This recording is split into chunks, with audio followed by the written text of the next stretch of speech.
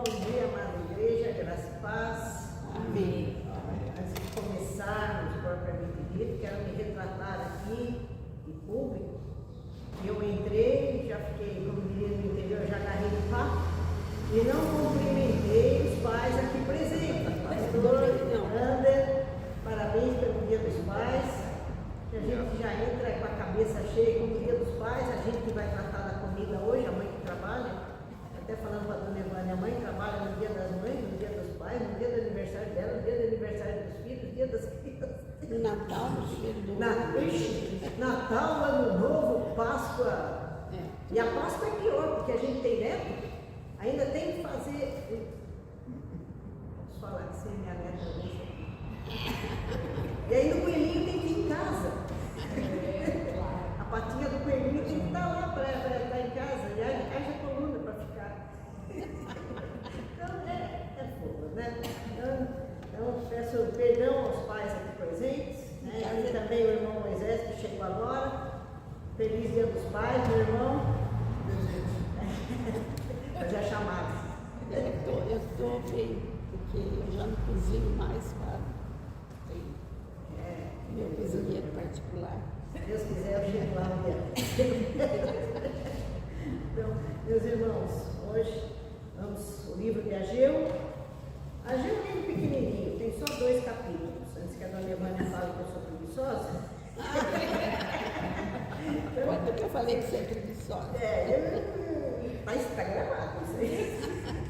Então, né, aqui são só 2 capítulos e, enfim,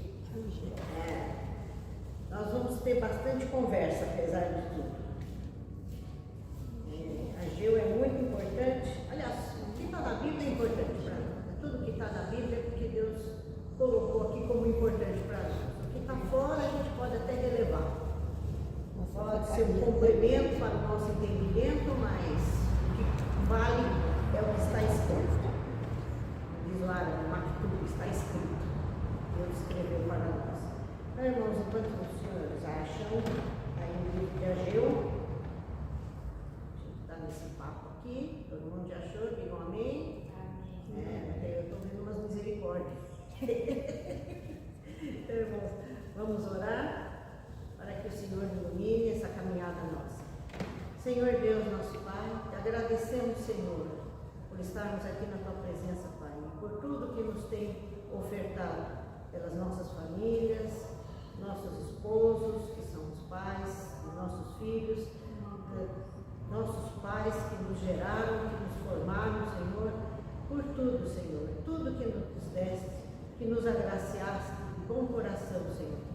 Te agradecemos, Pai, e pedimos, Senhor, em nome do teu Filho Jesus, que continue nos abençoando e que neste momento, Pai, abra os nossos corações e as nossas mentes para aquilo que tu queres, Senhor, para aquilo que vem direto do teu coração a nós, pela tua palavra, Senhor.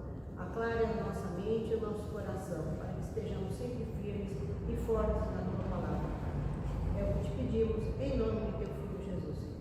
Amém. Então vamos lá. De acordo com os autores que eu estou trabalhando, a introdução que este autor aqui coloca é a seguinte: Israel passara por um longo período de humilhação e ansiedade espiritual nos 70 anos de exílio, antes do ministério de Ageu. A fim de entendermos os problemas enfrentados por este profeta no pós-exílio, precisamos conhecer algo destes anos de provação e os acontecimentos perto do fim que resultaram na volta dos judeus para Canaã. Primeiro, o cenário histórico.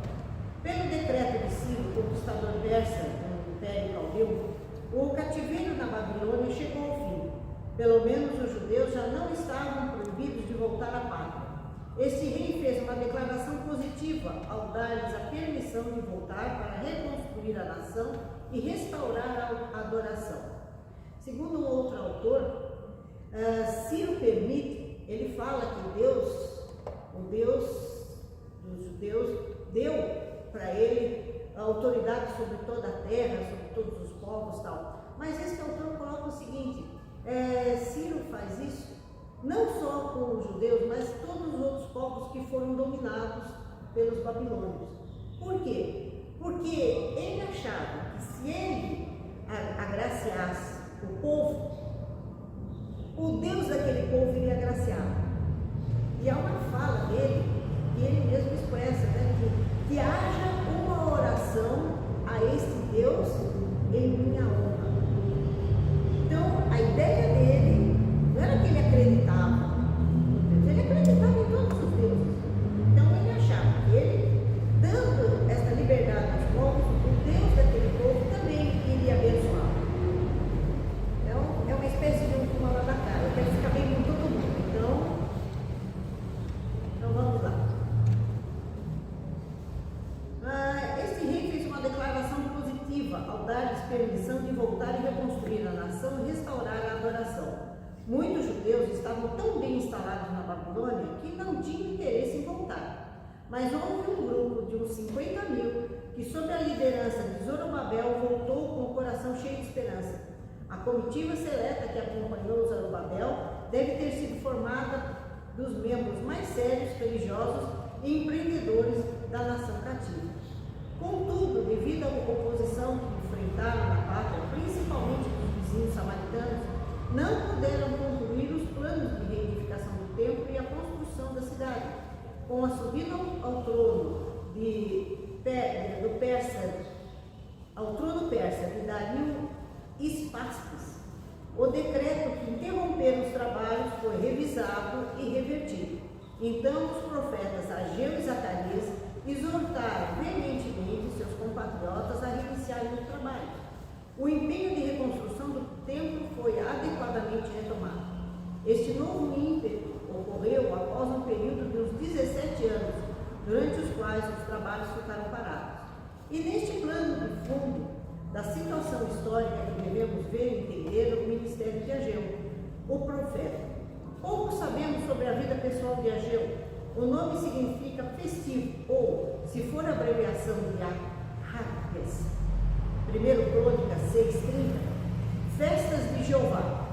Diferente de Sofonias, não há genealogia ligada ao seu nome, e, fora do seu livro, é mencionado apenas em Esdras 5:1 e 6:14. O principal trabalho de Ageu, junto com Zacarias, era promover a retomada da restauração do templo. Quase poderíamos dizer, sem Ageu não haveria templo. Os expositores concordam que já era idoso quando profetizou. Esta dedução é extraída de capítulo 2, versículo 3, a qual indicava que ainda se lembrava do templo de Salomão.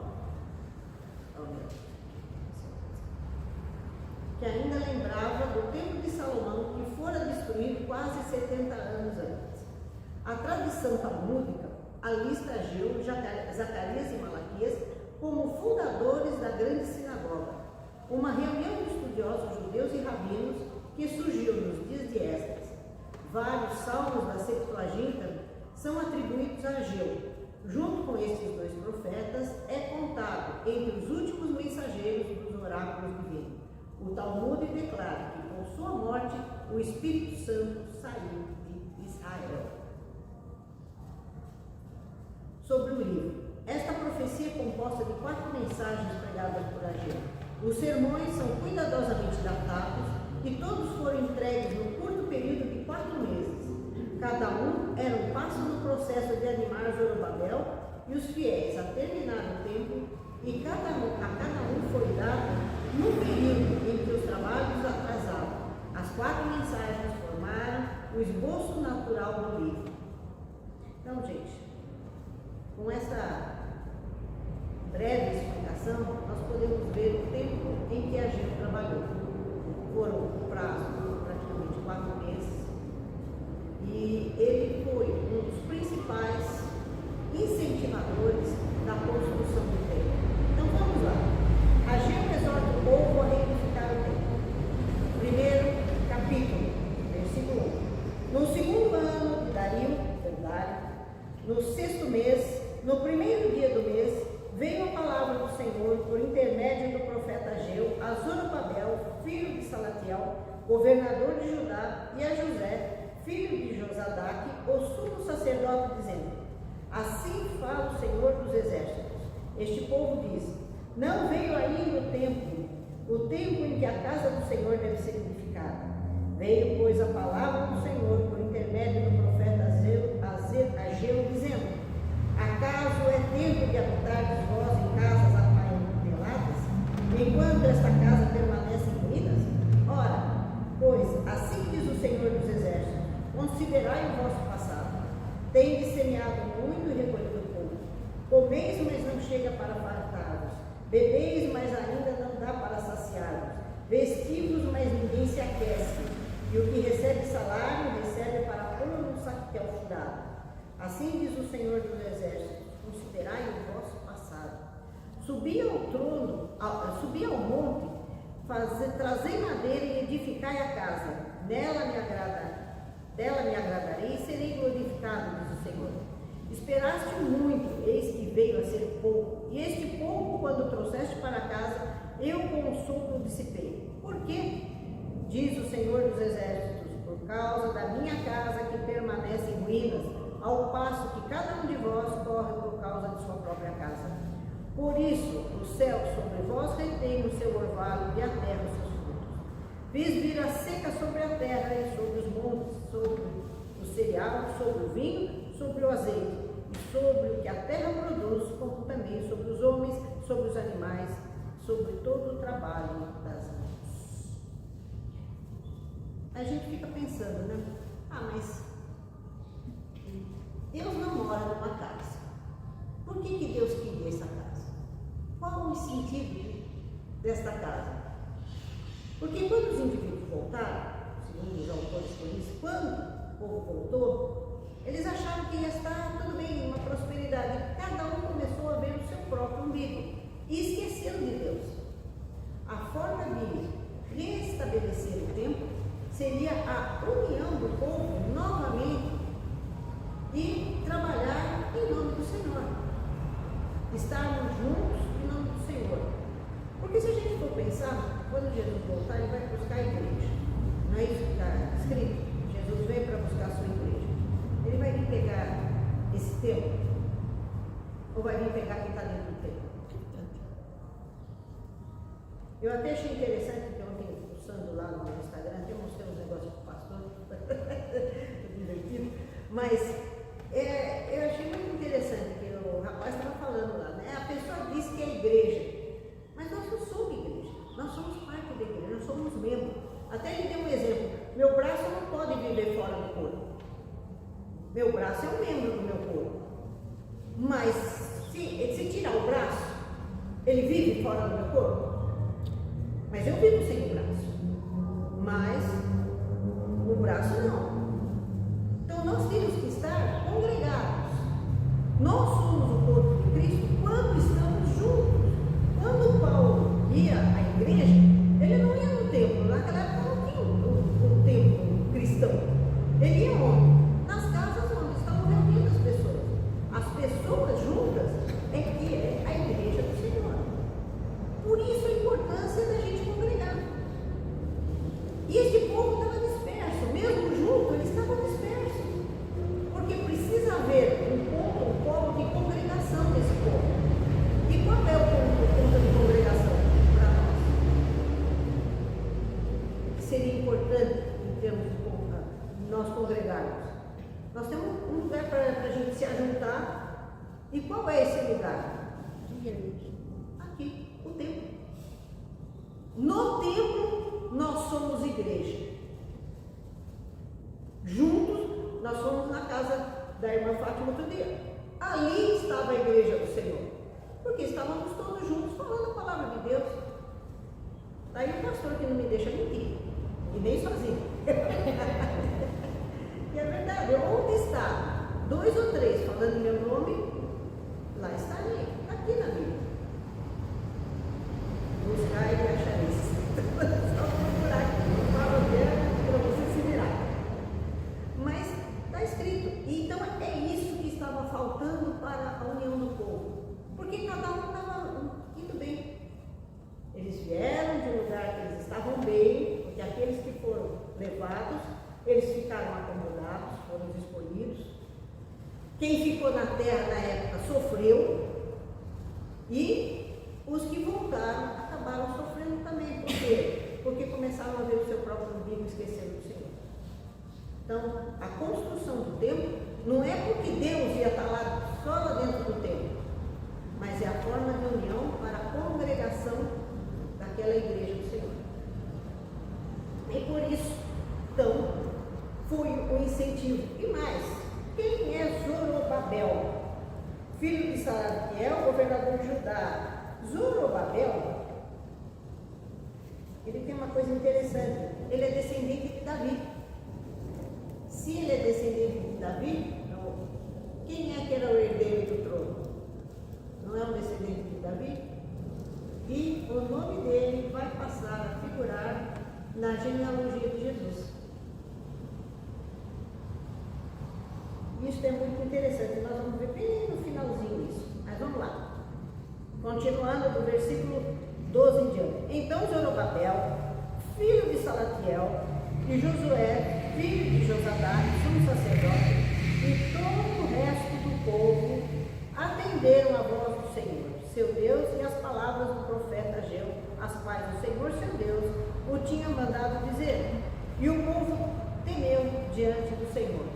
Esse temeu é aquilo que o pastor acabou de falar. Não é só o temer de eu estou com medo de Deus. Eu tenho respeito, eu tenho apreço, eu tenho amor. Então, por amor, nós vamos trabalhar para o Senhor. E também, se Deus nos agraciar por isso, estamos no lucro. Mas nós temos que primeiro pensar no Senhor. E a Bíblia nos fala, Jesus falou, buscar primeiro o reino de Deus e todas as outras coisas. Já 2 estrelinhas aí, Luizinho. Gente, as estrelinhas vêm tudo de montão no fim do ano, tá? Então, aguarde. E aqui tem mais uma coisa, nessa primeira parte, eu esqueci de colocar para os irmãos. 3 vezes ele fala Senhor dos Exércitos. Então, não se esqueçam. O hebraico não tem superlativo. Bom, agora eu tenho que explicar o que é superlativo, porque ninguém sabe. Superlativo é aquilo que é grandioso, grande demais. Então, como é que eu posso explicar? É aquela palavra aumentada. O superlativo de bom, boníssimo, uma pessoa muito boa, super boa, excepcionalmente boa, uma pessoa boníssima. Então aqui nós estamos no Deus dos Exércitos, é um grande Deus, grandiosíssimo, porque eles não têm esse íssimo. Então quando ele coloca 3 vezes, é porque é uma coisa. Aquela música nossa, acho que é o hino 104, Santo, Santo, Santo. Por quê? Porque Deus é santíssimo, é Santo, Santo, Santo. Então, quando coloca 3 vezes é porque superlativo. É superlativo. Mas eu me estrelinho, só já tem um monte, hein? Então, tá aqui guardado. Tem que me dar antes de eu ir embora. Mas você não vai então já, calma. Você tem até o fim do ano, nós estamos aqui. Eu tenho que fazer depois esse. Então Ageu, o enviado do Senhor, falou ao povo, segundo a mensagem do Senhor, dizendo: Eu sou convosco, diz o Senhor. O Senhor despertou o espírito de Zorobabel, filho de Salatiel, governador de Judá, e o espírito de Josué, está no versículo 14, filho de Josadac, o sumo sacerdote, e o espírito do resto de todo o povo. E eles vieram e se puseram ao trabalho na casa do Senhor, dos exércitos do seu Deus, ao 24º dia do 6º mês. Aqui nós temos uma coisa muito interessante. Deus fala, estou convosco. Ou seja, vocês não vão trabalhar sozinhos. Eu estou com vocês. Muitas vezes a gente tem algumas empreitadas na vida da gente, que a gente acha que a gente está sozinho. Mas a gente não está. Uma doença, o falecimento de alguém, ou uma doença de alguém querido da família. Mas nós não estamos sozinhos, irmãos. Nós estamos, Ele está conosco, Ele está nos amparando a cada minuto, a cada segundo, milésimo de segundo. Ele está conosco o tempo todo.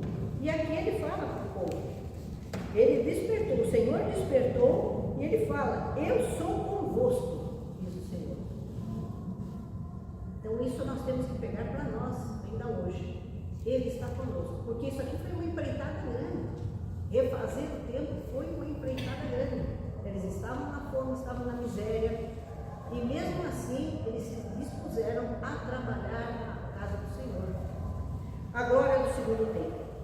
No segundo ano do rei Dario, no 7º mês, ao 21º do mês, veio a palavra do Senhor por intermédio do profeta Ageu, dizendo: Fala agora, Zorobabel, filho de Salatiel, governador de Judá, e a Josué, filho de Josadac, o sumo sacerdote, e ao resto do povo, dizendo: Quem dentre vós que tenha sobrevivido contemplou esta casa da sua primeira glória?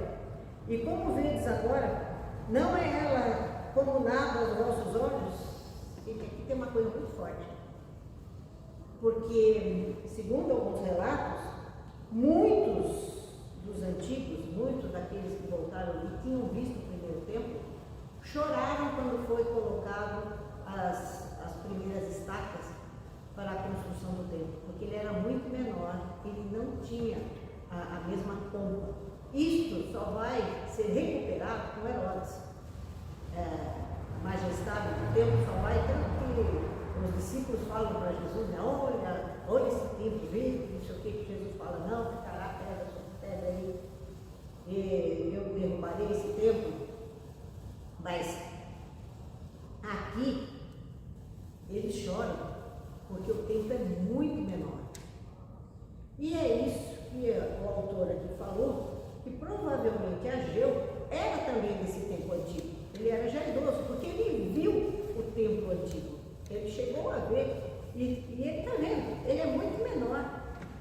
Ele é muito menor. Ora, pois, sê forte, Zorobabel, diz o Senhor, e sê forte, Josué, filho de Josadac, o sumo sacerdote, e tu, e todo o povo da terra, sê forte, diz o Senhor, e trabalhai, porque eu sou convosco, diz o Senhor dos Exércitos. Isso aqui eu fiquei lembrando, né? Que muitas vezes, bom, vamos ao princípio do meu pensamento. Covid, nós tivemos, eu estava crente que a igreja ia ficar cheia, porque quem sobreviveu, quem passou, ia ser grato a Deus. Não foi lindo o Covid. Não só aqui, em todo lugar, Igreja Católica, Universal, todo mundo perdeu gente. Por quê? Porque o povo agora, quem passou, falou, eu estou na boa, eu vou viver a vida, porque amanhã eu posso não estar aqui. Em vez de pensar, poxa, eu sou grato, porque Deus me deu a oportunidade, e se por acaso amanhã eu for chamado, eu estarei com o Senhor. Não. Então. E a gente fica pensando naquele tempo que foi maravilhoso, que a igreja tinha 500 pessoas, a alegria ficava cheia, não sei o quê, e ficamos chorando. E aqui o povo também chorou, porque o templo não estava lá aquelas coisas, porque não foi aquilo que Salomão tinha feito. E então o povo chorou de saudosismo. Mas aqui a mensagem, ser forte, ser forte. Eu não sei se eu estou errada, mas quando a gente prepara uma aula, prepara, em primeiro lugar, a aula, da mesma forma que você não tem que tocar a gente primeiro. A gente tem que sentir a história para ela ser viva, para ela ter resultado na vida das pessoas. Porque, como eu disse, se a gente for estudar a história só pela história, isso aqui vai ser mais um livro de prateleira. Isso aqui tem que ter sentido na vida da gente. Então, isso aqui que eu vi, porque às vezes a gente fica, tem gente que fica, como a igreja é, olha como ela está agora. Vamos cuidar. O Senhor está conosco aqui, ser forte, nós estamos aqui. E nós estamos trabalhando para o Senhor. E Ele está conosco. Este é o ponto de apoio nosso. Não é pela nossa glória, é a glória de Deus. Por isso ele fala que ser forte, Zorobabel, diz o Senhor, e ser forte, Josué, filho de Josadac, o sumo sacerdote, tu e todo o povo da terra, ser forte, diz o Senhor, e trabalhar, porque eu sou convosco, diz o Senhor dos Exércitos. Então nós ainda vamos ver muita coisa acontecer, porque Ele é conosco, Ele é o Senhor. Eu acredito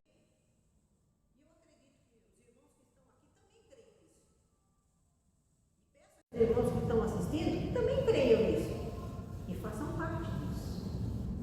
E não adianta nada, eu creio, estou lá sentadinho. É graça para meu irmão, é graça para essa medida assim. segundo a palavra da aliança que fiz convosco, quando saíste do Egito, o meu Espírito habita no meio de vós. Não temais. Então, se o Espírito de Deus habita no meio de nós, nós temos que ter um Espírito de Deus ali. Não temais, que não tememos. Pois assim diz o Senhor dos Exércitos, ainda uma vez, dentro em pouco farei abalar o céu, a terra e o mar e a terra seca. Farei abalar todas as nações e as coisas preciosas de todas as nações virão, e encherei de glória esta casa, diz o Senhor dos Exércitos. Aqui tem uma coisa interessante, alguns autores que eu vi, eles falam o seguinte, que aqui o Ageu, ele vai projetar para o futuro. Ele está falando também da grande volta de Jesus e o que vai acontecer.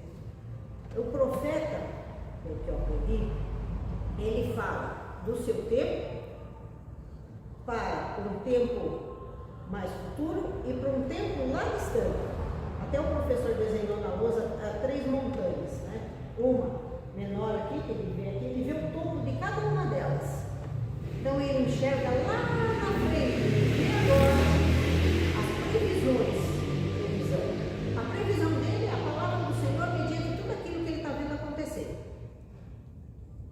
E aquilo que Deus revela para ele lá adiante. É um futuro imediato, um futuro médio e um futuro mais distante. Então aqui ele está falando de um futuro mais distante, porque ele vai abalar todas as nações e as coisas preciosas de todas as nações virão e encherei de glória esta casa. Ele já está prevendo, porque minha é a prata e meu é o ouro, diz o Senhor dos Exércitos. A glória desta última casa será maior que a da primeira, diz o Senhor dos Exércitos, e neste lugar darei a paz, diz o Senhor dos Exércitos. Então, ele está falando da casa que virá. E não foi esta casa, porque essa casa também foi destruída. No ano 70 depois de Cristo, Tito botou fogo na casa, acabou. Então, ele está já prevendo a última casa de Israel, o último templo, que vai trazer a paz. Esse lugar darei a paz, diz o Senhor dos Exércitos. Versículo 10. Ao 24º dia do mesmo ano, no 2º ano de Dario, veio a palavra do Senhor por intermédio do profeta Ageu, dizendo: assim diz o Senhor dos Exércitos. Pergunta agora aos sacerdotes a respeito da lei: se alguém leva carne santa na orla de sua veste, se ela vier a tocar no pão quando o cozinhado, ou no vinho, ou no azeite, ou em qualquer outro mantimento, isto ficará santificado? Responderam os sacerdotes: não. Então perguntou a Ageu: se alguém que se tinha tornado impuro pelo contato com o corpo morto tocar em alguma destas coisas, ela ficará imunda? Responderam os sacerdotes: ficará imunda. Então prosseguiu Ageu: assim é este povo, e assim esta nação perante mim, diz o Senhor, e assim é toda a obra das suas mãos, e o que ali oferecem, tudo é imundo. Agora, pois, considerai tudo o que está acontecendo desde aquele dia, antes de pôrdes pedra sobre pedra no templo do Senhor. Antes daquele tempo, alguém que vinha a um monte de 20 medidas e havia somente 10. Vinha no lagar para tirar 50 e havia somente 20. Eu vos feri com queimaduras e com ferrugem e com saraiva, e em toda a obra das vossas mãos, e não houve dentre vós quem voltasse para mim, diz o Senhor. Considerai, eu vos rogo, desde este dia em diante, desde o 24º dia do mesmo ano, desde o dia em que se fundou o templo do Senhor, considerai nestas coisas. Já não há semente no celeiro, além disso a videira, a figueira, a romeira e a oliveira não têm dado os seus frutos, mas desde esse dia vos abençoarei.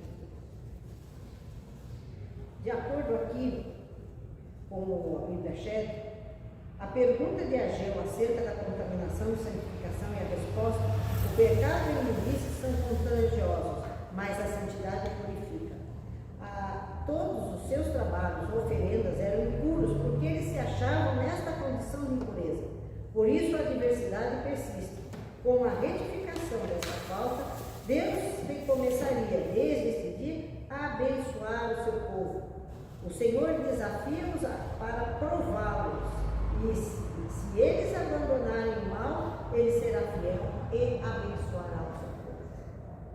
Então aqui é uma passagem difícil.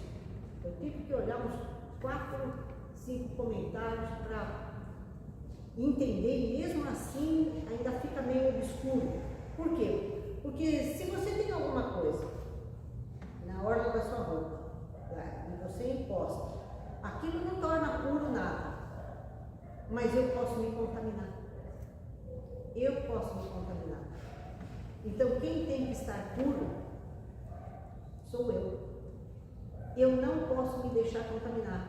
Provavelmente aqui ele está fazendo a referência a tudo aquilo que levou o povo a ser disperso, a ser retirado de sua terra. É um alerta para que não retomem a essas coisas, é um alerta para que sejam fiéis e trabalhem de coração para o Senhor.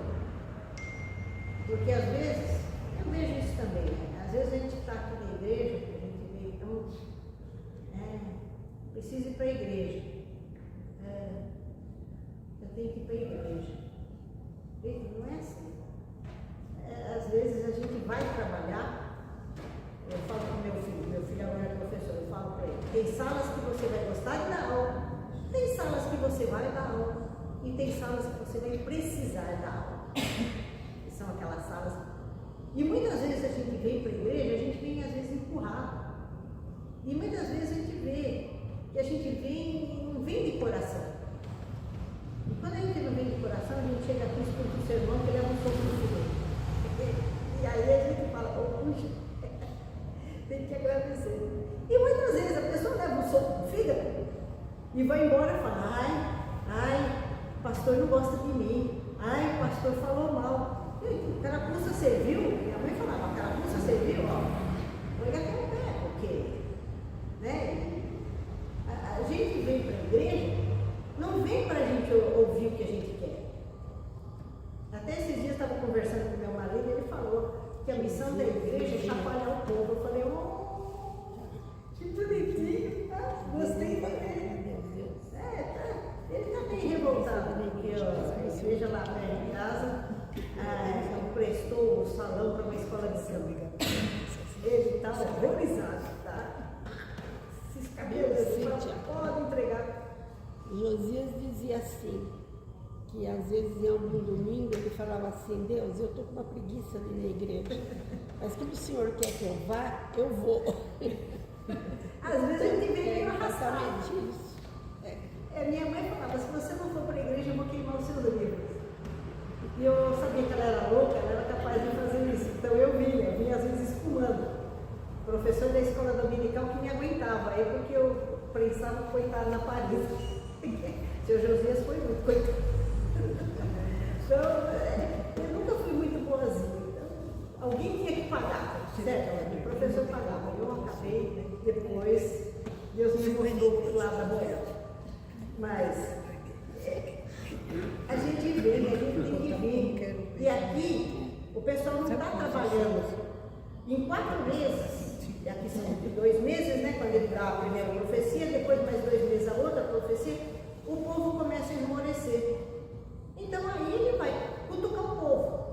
E Deus manda cutucar. Mas escuta, vocês estão trabalhando com vontade ou estão só fazendo as coisas? Muitas vezes a gente vê, até nós estamos discutindo na reunião da CRAM, que certos ministérios a gente não pode colocar qualquer pessoa, porque fica, até o pastor deu o exemplo lá de uma pessoa, eu estou aqui porque o Senhor me colocou. Tem que ter uma pessoa vocacionada, por isso a gente tem que orar e pedir uma pessoa vocacionada para trabalhar com criança, para trabalhar com isso, com aquilo. Deus tem que mostrar o trabalhador para a seara. E eu já vi muita gente falar, não, põe o fulano, porque está quase saindo da igreja, põe lá para trabalhar com as crianças, põe lá para fazer não sei o quê, porque assim ele fica amarrado, não sai. Está amarrado, não diz assim, fica amarrado, e o cara fica amarrado, fica assim, fica de cara amarrado e faz um serviço que acaba sendo até do inimigo. Olha assim, então, aqui Deus fala, olha, vocês estão indo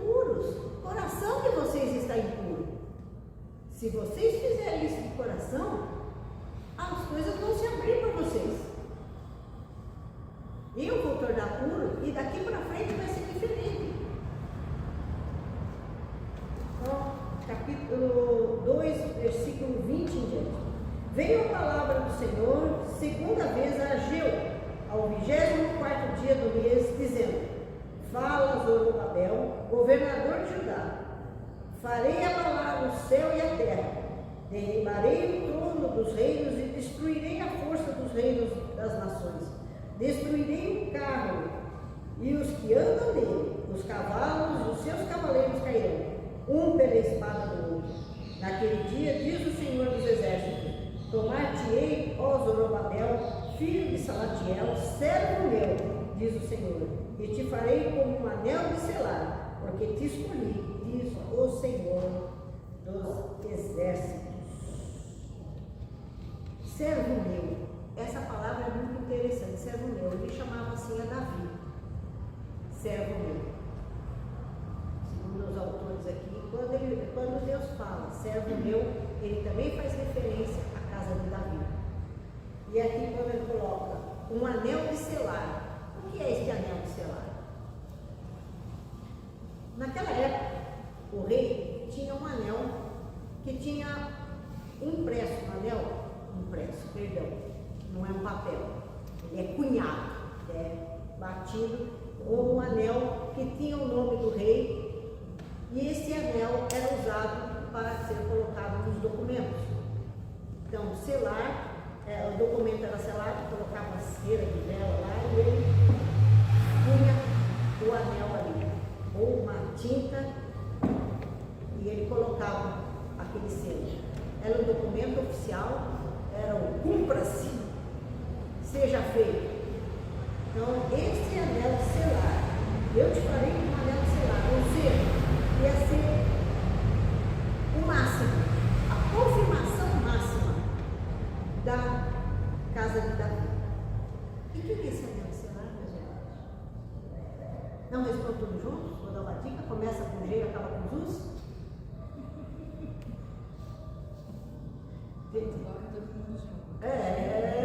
Jesus, aê! Gente, trazer uma manivela aqui, deixa eu ver se dá corda, não sei, tá difícil.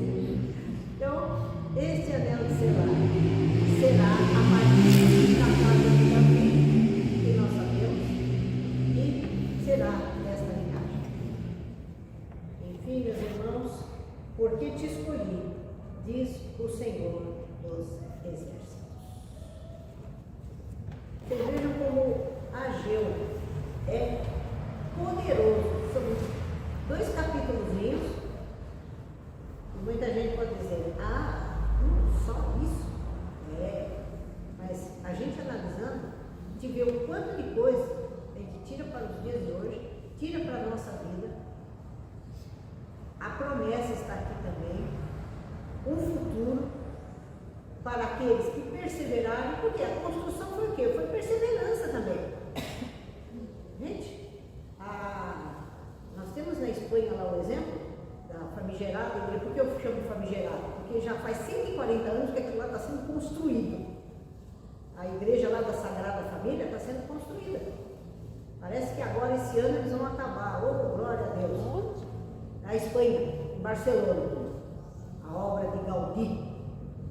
Ela sofreu uma série de coisas quando estava na metade, os anarquistas foram lá, arrebentaram tudo, aí passou pela Revolução Espanhola, Revolução Civil Espanhola, uma série de coisas. Moral da história, tem que ter perseverança. Nós, quantos desafios nós passamos na nossa vida? Dona Evânia, a senhora como decana aqui, a pessoa mais velha, quantas coisas a senhora já passou na sua vida? E a senhora ainda está aqui. Eu não queria sair. E não vai sair. Daqui a passagem só para cima. Por que isso? Nós não podemos desistir das coisas do Senhor. Ele não desiste de nós, mas nós podemos desistir dele. Essa é o grande problema. Mas não, Deus, se nós desistirmos de Deus, Deus vai simplesmente, como é que fala, como é que eu li outro dia? Deus respeita o nosso livre-arbítrio. Você não quer? Estou batendo na porta. Meu irmão que fala, que Jesus bate baixinho. baixinho na porta.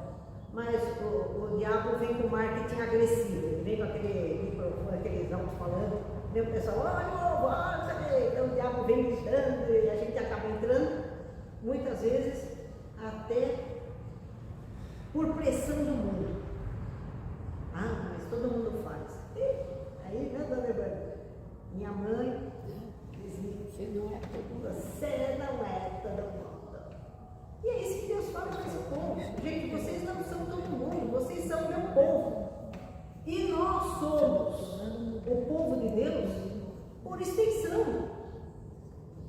Por extensão, nós somos o povo de Deus.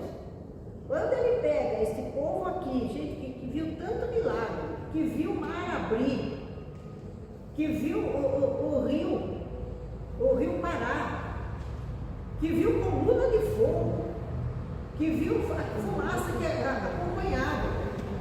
E mesmo assim, esse povo retruca, reclama, fala, tirava a gente de lá para a gente morrer, era melhor estar lá. Já falei isso aqui para os irmãos. Meu professor de teologia do Antigo Testamento, no final das aulas, ele perguntou para o pessoal qual a conclusão que a gente tirava do Antigo Testamento. Aí a boneca aqui, como sempre, né? Bocuda, levantou a mão, pode falar. E eu, uma das mais velhas lá na sala, né, que cabelinho meio branco, eu entendi o seguinte: se esse povinho miserável, que só reclamava, só xingava, só fazia coisa errada, pode ser povo de Deus, qualquer um pode ser povo de Deus. Olha para minha carinha, eu não sei se ele veio de mim, para mim, ou do que eu falei, mas eu acho que é isso. Quando a gente vê tudo que esse povo fez, Deus agraciava. Aí o juiz morria, o povo caía no escândalo de novo. Daí levantava um novo juiz, o juiz botava a casa em ordem, botava, Deus ajudava. Aí de novo. Aí quando entrou numa prosperidade, aí pediram um rei. Aí depois o rei fez umas cacas ainda. Aí vieram os profetas para colocar os reis na linha. Meu marido, quando leu o livro de Crônicas, ficou horrorizado. Ele olhou para mim e falou: mas todo mundo fez o que era mal perante o Senhor, vem um, faz uma coisa boa, o resto tudo fez mal perante o Senhor. Pois é, somos nós, somos seres humanos, nós achamos que nós estamos por. Eu achei interessantíssimo, também lá na internet que eu vi, né? Só uma pessoa, só Maria teve o rei na barriga, o resto de nós temos lombriga, não faz nada. Então a gente faz uma das coisas interessantes, e realmente, todos esses reis aqui achavam que estavam com o rei na barriga, e não estavam. Então, olha, é uma gozação, é uma brincadeira, é uma brincadeira ácida, né? Se a gente for olhar, poxa, nós não somos nada, você ter só lombriga na barriga, o negócio é complicado. Mas o povo se acha, sem Deus, nós não somos nada. Infelizmente, todos esses profetas estão só falando: olha, gente, volta para Deus, olha, gente, volta para Deus. Rei, olha, se você não voltar para Deus, o povo também não vem. Ah, mas por que o líder precisa? Gente, o líder é um espelho. Então, quando nós temos governantes que são péssimos governantes, como vai ser a atitude do povo? Se temos um governante que fala: não tem problema roubar o celular, é só para tomar uma cervejinha. Mas, coitado, os traficantes são vítimas. Mas, coitado, o que nós vamos fazer? Quem vai prezar pela lei? Se não tivesse viciado, não tinha traficante. Não tem problema. Pode usar sua Bolsa Família na droga ou no médico, não tem problema nenhum. Se nós temos isso, que vem lá de cima, como você quer ajeitar as coisas aqui embaixo? Não, como diriam meus alunos, não pega nada, professor. Não pega nada. E aí? Não adianta você ser moralista, não adianta você ser sério. Eu não sei, mas adianta muito, pelo menos para mim adianta. Eu coloco a minha cabeça no travesseiro e durmo. Eu não fico preocupada. Eu fico preocupada por causa dos outros, porque eu estou vendo que está indo para o abismo e está certo. Mas, com relação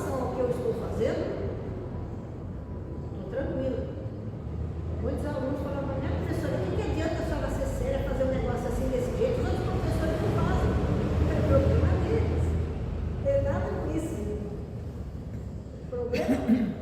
Eu quero que vocês estejam num bom lugar, eu quero uma boa faculdade para vocês, eu vejo um futuro para vocês que vocês podem ter.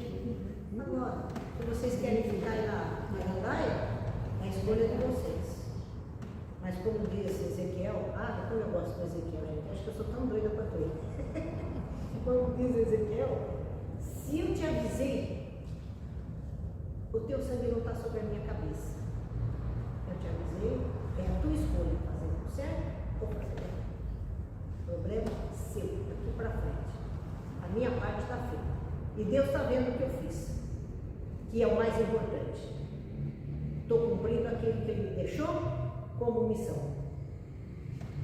Depois, como atalaia sobre Israel. Vocês são meu Israel. Então eu vou olhar em vocês. É duro. Mas alguns deram bem, outros já morreram em coisa de droga, outros já morreram em brigas de gangue. Mas, graças a Deus, uma grande maioria aí me encontro na rua, professora, puxa, estou casada, tenho filho, aí nasce mais cabelo branco. Você vê um aluno desse tamanho, já um homem desse tamanho, com o filho do lado, você fala, oh meu Deus, Senhor, missão cumprida, Pai. Missão cumprida e cumprida, né? Porque foi bom no tempo, mas foi cumprida. Isso. E vai dessa, gente, não devia, mas e vai dessa.